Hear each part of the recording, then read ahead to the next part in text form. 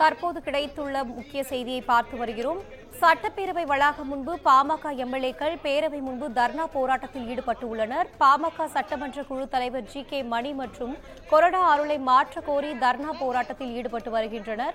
வெங்கடேஸ்வரன், சதாசிவம், சிவகுமாரை நியமிக்க கோரி சபாநாயகரிடம் அன்புமணி தரப்பு ஏற்கனவே மனு அளிக்கப்பட்டது. இது குறித்தான கூடுதல் தகவலோடு இணைகிறார் எமது செய்தியாளர் பாஸ்கர பாண்டியன். வணக்கம் பாஸ்கர பாண்டியன், தகவல்களை பகிரலாம்.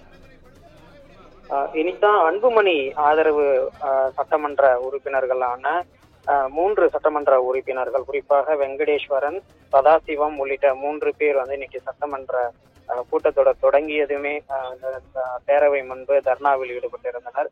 குறிப்பாக ஏற்கனவே பாமக தரப்பில் 2 தரப்பு, அன்புமணி மற்றும் ராமதாஸ் என 2 பிரிவுகளாக இருந்து வரக்கூடிய நிலையில் சட்டமன்ற உறுப்பினர்கள் 5 பேர் இருக்கக்கூடிய நிலையில் பாமக சட்டமன்ற தலைவர் ஜி.கே. மணி மற்றும் கொறடா அருள் ஆகியோர் ராமதாசினுடைய பக்கம் இருக்கிறார்கள். மீதம் இருக்கக்கூடிய 3 பேர் சதாசிவம் மற்றும் வெங்கடேஸ்வரன் உள்ளிட்ட 3 பேர் அன்புமணி தரப்புல இருக்கிறாங்க. இந்த நிலையில தான் பாமக தலைவராக, சட்டமன்ற குழு தலைவராக ஜி.கே. மணி இருக்கிறார். கொறடாவாக அருள் இவர்களை மாற்ற கோரி ஏற்கனவே சபாநாயகரிடம் பாமக தரப்பில் அந்த கடிதமானது கொடுக்கப்பட்டிருந்தது. அப்பாவிடம் கடந்த சில மாதங்களுக்கு முன்பே இந்த கடிதமானது கொடுக்கப்பட்டிருந்த நிலையில் தற்பொழுது வரை அந்த மாற்றமானது அங்கீகரிக்கப்படாததனால் அறிவிக்கப்படவும் இல்லை. அதன் காரணமாக இந்த தர்ணாவில் ஈடுபட்டிருந்தனர். இந்த 3 பேருமே சட்டமன்ற நுழைவாயிலினுடைய கேட் அருகே வாசலில் அமர்ந்து தர்ணாவில் ஈடுபட்டது பேரவை தொடங்கிய முதல் நாள் அன்றே சற்று பரபரப்பை ஏற்படுத்தியிருக்கிறது.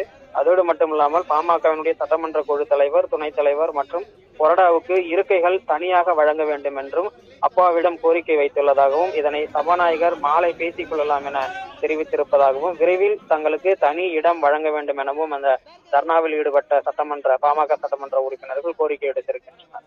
இனிதான்